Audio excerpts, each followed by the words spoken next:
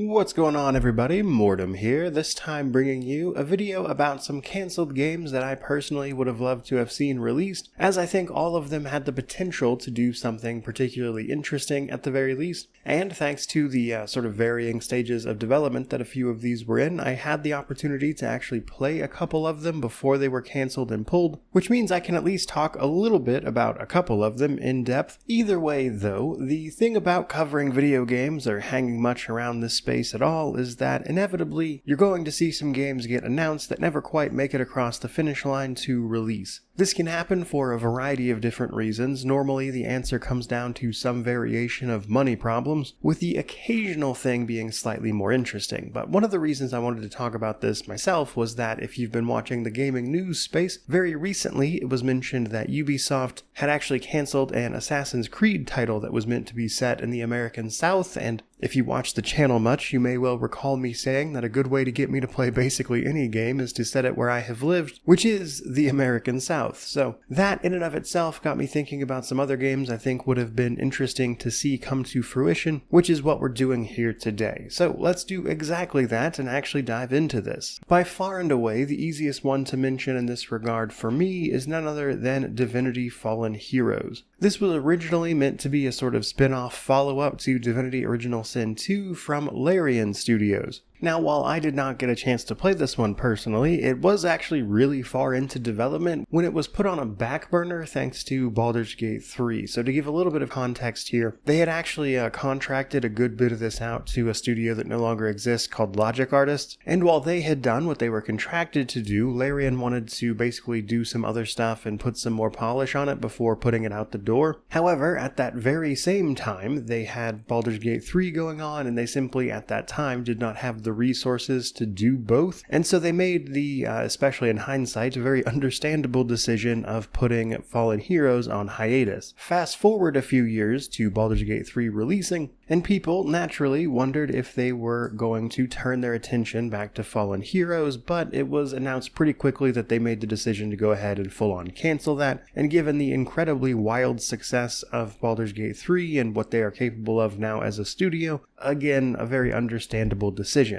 And yet, the reason I, in particular, really wanted to see that game is because, if you watch the channel basically at all, you know that I love the Divinity series, and a game set in that universe, but not only that, also tackling a lot of big lore questions that are still, to this day, unanswered, would have been, honestly, a really big deal to me, at the very least. But Fallen Heroes, at the end of the day, was a tactical RPG where you took the origin characters from Divinity Original Sin 2 and played through a bunch of tactical missions that expanded on the combat system introduced with Original Sin 2, which is something I would absolutely sign up for, but again, releasing that on the back of having just released Baldur's Gate 3 would have been weird, and I can see why they chose not to do that. But oh, what could have been. Next up, we have Unforetold Witchstone, an interesting CRPG that got cancelled during its early access, or I should say right after its start into early access over on Steam, right at the beginning of 2024. Now, Unforetold Witchstone is actually a game that was inspired by what Larian was doing with the Original Sin series,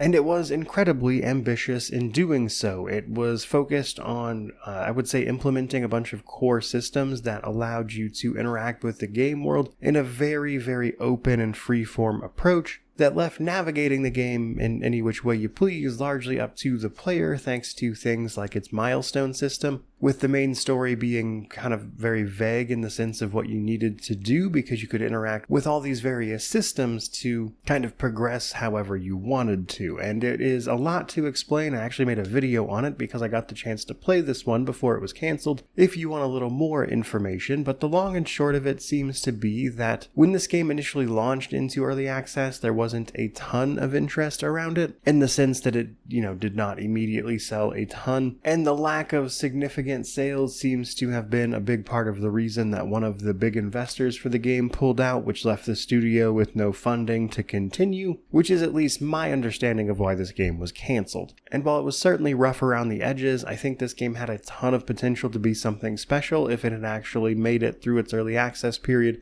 been iterated upon via that feedback. I genuinely believe this one could have been something special, but alas, clearly was not meant to be. Now, these next three, or at least two of of them, I should say, are games that appeal more to me on an individual level than I would say a wider audience, but nonetheless are definitely not happening. Relatively recently, actually, we have the confirmed cancellation of a game called Superfuse. Now, I had already made a video a couple years ago about how this game was largely abandoned, so I would argue it was canceled much before this, but literally about 2 or 3 weeks ago, we got the official cancellation after the studio that was developing the game formally shut down. But what Superfuse was an ARPG, think, your standard Diablo-like type of thing, with the catch being that you played a superhero of sorts that was engineered via genetic modifications, and this shown through in the gameplay by allowing you to do things like modify your DNA, which changed the fundamental effects of the superhero powers that you had, all while you, employed by the very people that made you into what you are, tried to tackle this plague that was obviously going to be involved in some larger conspiracy. And while I sincerely doubt it would have raised itself to the heights of its peers in terms of like Path of Exile, that type of stuff, what it was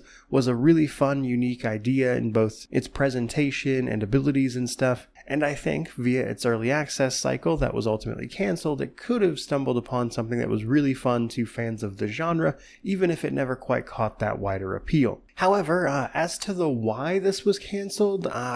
who knows, honestly. I can speculate, obviously, and that's what I'm going to do, but it kind of looks like there was some sort of legal back and forth between the publisher Raw Fury and the developer Stitchheads, and neither of them is talking, so we will obviously not know for sure anytime soon, but it certainly sounds like a disagreement of some sort led to a fallout between them, and ultimately nothing was posted or explained after a while. It was literally radio silence there for a very long time until the game was finally very recently announced as officially canceled. Though I will say, luckily, like several years after the fact, it finally got them to remove the game from the store that had clearly been abandoned. But nonetheless, I thought this was really cool and I would have loved to have seen a finished version, as I think it had some real potential. Now this next game, honestly, I think I might have been one of the main people looking forward to it, as it was Elex 3. Again, if you've watched the channel a lot, you likely know that I loved Elex 1, thought Elex 2 was a bit of a letdown, but it was ultimately supposed to be the second game in a trilogy,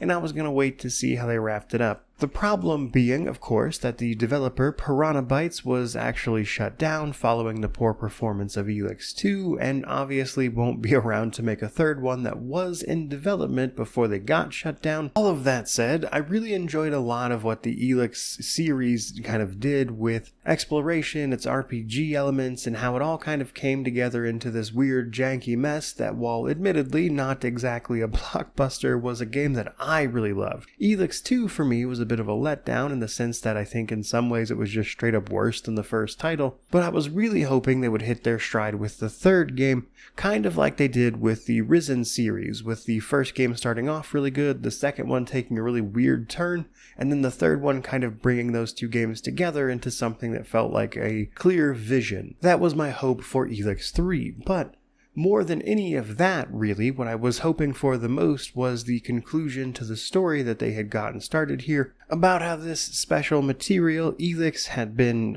transforming all the people and sort of inadvertently terraforming the world to prep it for the coming of this alien race, that the third game, of course, would have brought that conclusion to. And unfortunately, we're just never going to see it, and I think that's a shame, because while I didn't love everything about it, I think it deserved the chance, at least, to finish out the series they had started, but sadly, we'll never see it. But that does bring us to our final entry via Scalebound. Scalebound is an odd one because I think there are parts of it that were really interesting and other parts of it that I think are just straight up things that we've seen relatively recent games release with that were not well received. So it would have been interesting. Like for instance, the main character in Scalebound was this guy named Drew who was pulled from the modern world into a big fantasy one, and it was done in a way that very much kind of sounds like what Forspoken was doing, and they didn't exactly pull it off there. Nonetheless, though, Scalebound is a relatively well-known canceled game in the sense that it was certainly one of the more high-profile cancellations, and believe it or not quite as old as you might imagine, with this canceled game being from 2017. The gist of it was that your character, Drew here, was pulled into this different world and inadvertently bound to a dragon named, I think it was like Thuban, and both of you would fight through this world as a tag team pair. So it had some interesting ideas. I don't know that all of them would have landed, but it was still a really cool premise, not least of which because there's honestly not a lot of great dragon games out there, and a really high profile one that was actually well done I think could have been potentially really cool. And while obviously we'll never know for sure, some of the mechanics that they talked about were how you could customize the dragon and potentially like mix and match different aspects of different types of dragons you could potentially bring along. The sort of main character Drew could also transform into like a hybrid, but ultimately, as cool as some of those ideas sound, it just simply was not meant to be. Now, according to some sources and interviews since then, the gist of it seemed to basically be that Platinum Games, the developer, bit off more than they could chew with this one, not really having the experience to set up things like the multiplayer that they were trying to do. And ultimately, it simply went over time and over budget before the publisher, Microsoft, pulled the plug on it. And while I was certainly interested in the premise, I do ultimately think Microsoft probably made the right decision on this one. But I can't deny it was an intriguing title that sadly we'll never see. Either way, though, there have been 5 cancelled games I think would have been really cool to actually have seen released, but hopefully you found that interesting and perhaps even entertaining. Personally, I was trying to not include all of the CRPGs that would have been very easy to fill this list with, but truth be told, if you're unaware, I've actually made a very similar video to that about cancelled CRPGs specifically and wanted this to be a bit different than that. That said, however, certainly don't let it stop you from telling me all about the games down below that you wish could have been released but were ultimately canned for one reason or another. Or I suppose anything else you want to mention, but for today, that's pretty well gonna do it. So certainly hope you enjoyed the video. If you did, by all means, like, comment, subscribe, all the YouTube jazz. But regardless of any of that, truly, just thank you so much for watching. I really do appreciate it. May you wander in wisdom and have an amazing day.